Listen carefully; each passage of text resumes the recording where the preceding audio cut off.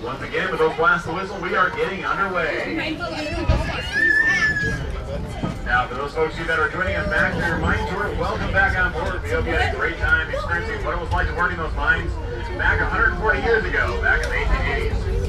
For those folks who did not go on a mine tour, look at the mine platform from there, look down the valley there, and you'll see a couple of wooden portals in the mountainside. Those portals that you see down there are the entrances to the Everett and Lebanon tunnels. Both of those mines extend over 1,200 feet and reach the metal to access the rich veins over there and let over.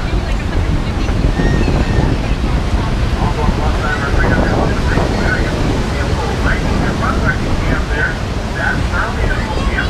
Charlie's a long-time resident of the valley up here. He's still open to striking a ridge one of these days, but in a suit of well, you can say he's rather worked himself to the bone now. We do like to wave to as we pass by. So hi, Charlie. That can of gold there looks mighty empty. Maybe with the help of Sasquatch, he'll finally strike a rich one of these days. Now, a lot of folks ask if there's any mineral value here in the mountains. Yeah, the answer is yes. Only a small percentage was ever recovered. If you look at the interstate highway cut up there, you'll notice on the rock that dark discoloration in the rock there. What you're seeing is the outer periphery of the veins that the miners are chasing deep underground. The ore they were seeking is known as argentiferous galena, which is a lead and silver-bearing ore.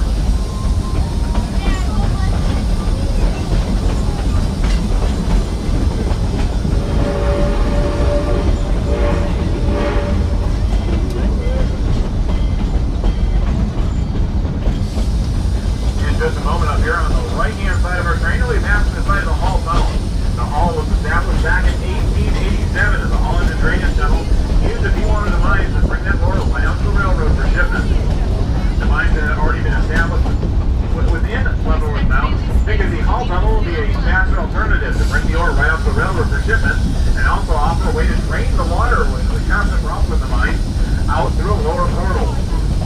As they continue down here, you folks will notice we're passing over a stone-lined trench. If you look down at that, you'll see a set of mine car tracks in there. Those tracks run right to the portal of the Hall Tunnel. The big metal contraption that Sasquatch is sitting atop there is an old Ingersoll-Rand air compressor, originally powered by steam, but used to compress air for use in the rock drills deep underground.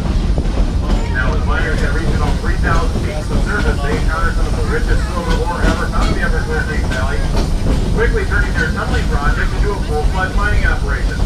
The ore in that mine was so rich in fact that it survived the repeal of the German Silver Purchase Act in 1893. As well as World War I, the Great Depression, and even outlived this railroad, when the mine finally shut its doors in April of 1942. This was mainly because the U.S. government mandated that all precious metal mining cease, as all efforts had to put toward American history into World War II.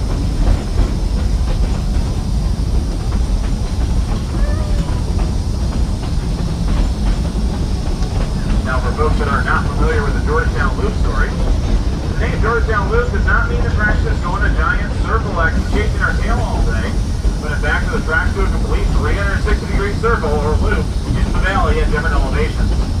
If you look down the side of the mountain right now, you'll see a set of railroad tracks down below us here. That set of tracks are the same tracks we departed from the Devil Key station earlier today, and we'll be returning to here in just a few minutes. The Georgetown Loop was the track surveyor's answer to gain a 640 feet of elevation change, which is down to Georgetown and Silver Plume. As the track was cleared from valley, we required grades in excess of 6 to 8%, far too steep for your average speed locomotive. The track surveyors devised the plan to have the tracks work their way up the valley, crisscrossing Clear Creek several times, and eventually have the tracks move over themselves on the high bridge. Now, what made the loop here in Colorado so unique was the fact this took place all in the open air for all to see. There would be 4 or 5 other track locations in the world where there was such a track arrangement, and at least one track was inside of a tunnel. And in Switzerland, as the train passes through the Alps, the entire loop takes place inside of a mountain. So folks flocks from around the world provide what was considered a scenic and engineering marvel of its time.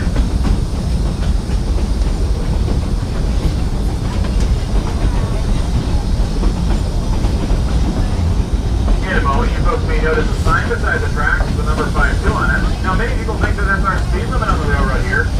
Kind of an odd number for a speed limit, but I can see how some folks would feel like we're moving that fast sometimes. If we really were, I'd be screaming my head off and jumping off this train. Now, what you're seeing there is actually what's known as a milepost, and that tells us that we are 52 miles by rail to Union Station in downtown Denver. The line from Denver's Union Station to Silver Plume was approximately 54 miles.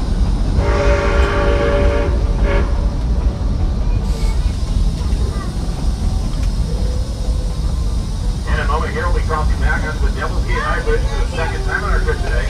For folks that are afraid of heights, I recommend you do not look down over the sides of the cars into the 75 feet down to the lower track and 100 feet down to Clear Creek.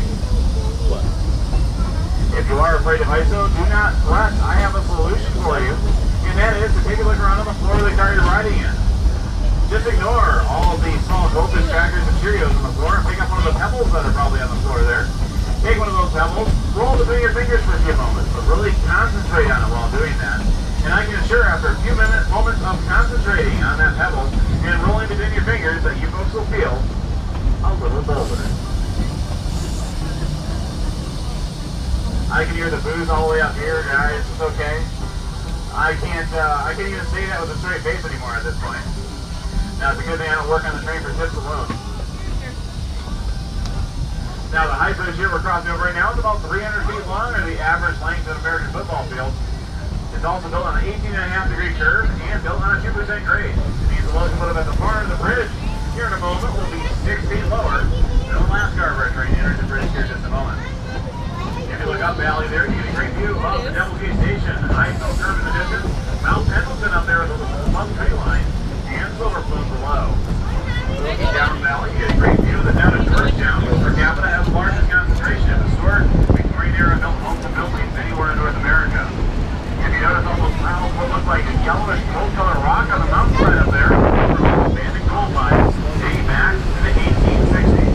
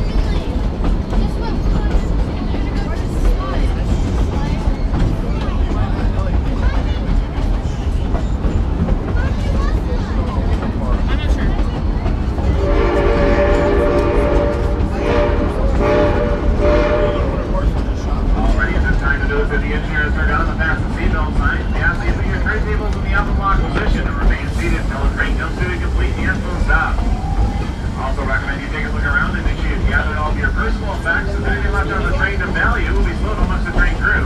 Any children left out more of the train will be gathered up, sent out to the mines, and put to work. Also take a look around. Any trash or other waste that may be on the train of yours, please pick that up and dispose of it in the waste bins located under the seats at either end of the train car you're riding in. We appreciate your cooperation with us. We're done?